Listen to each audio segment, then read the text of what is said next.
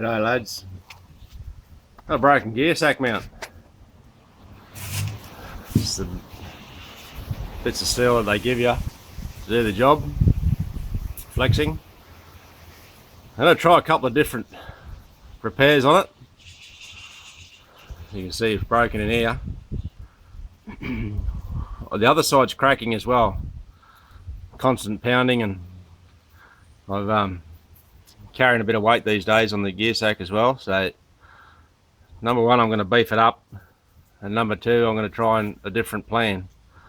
So on the other one, it's cracked through a little bit the same place. I'm going to run a gusset from here through here, which will stop that flexing and move the flex through this longer part of the steel, I hope.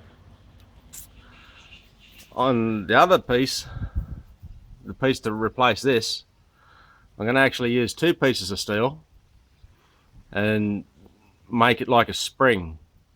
So I've sort of already started type of. Just going to use what I've got lying around the house, which is a piece of 25mm by not very much. You're going to bend them up so that they match and fit the right shape of the bike. Once you clamp it, don't unclamp it until all your holes are drilled. So you've drilled the bottom one, so you've got to build the top one. So what will happen now is both ends bolted, it will turn into a spring. It will turn into a spring, like a two-leaf spring on a suspension or something, I'm hoping. I've sort of stolen the idea off a trailer manufacturing place we go into and pick semi-trailers up. I've seen it operate. They use 2-inch flat, about the same size, and they use 3 layers of it, and it carries a lot of weight. Like, it springs and does what a spring's supposed to do. So I'm going to try it, and I'll have this on one side of the bike, and I'll have the gusseted bracket on the other side, and we'll see how we go. So it's yeah, I just thought I'd put it on video, and we'll see how it turns out. So that's the two roughly in place, and as you can see, the littlest bit of a gap in here, the littlest bit of gap up in there.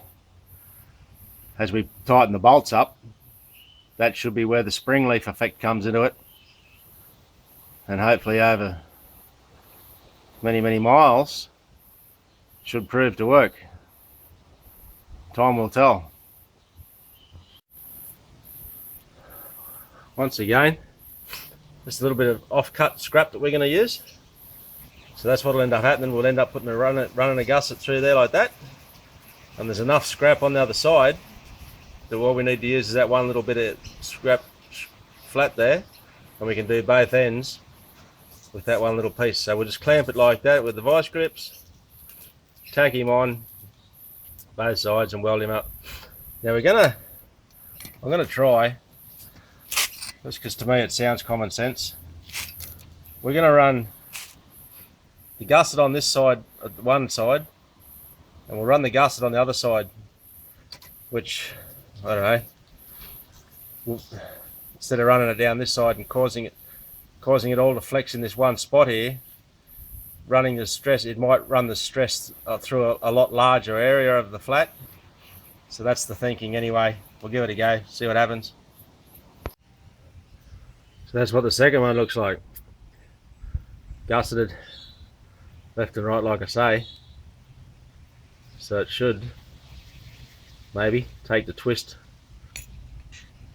in an elongated way that way. So hopefully, see how it goes, nothing to lose. If it doesn't work, we'll put the double spring on the other side the same. So it'll go on at 79,000 Ks on the clock. So that'll give us an indication over time. What is it now? May 13. No, it's not. September, October. There. We'll see how we go. If this is any indication, it's going to last a fair while. That is solid. So there's no flex there at all. So maybe it'll work. But anyway, if you find you've got broken gear static mounts, give that a go. You can either have a go at the gusseting, or if you don't have a welder at home, just try the double spring type of thing. Anyway, I'll leave it with you. Bye.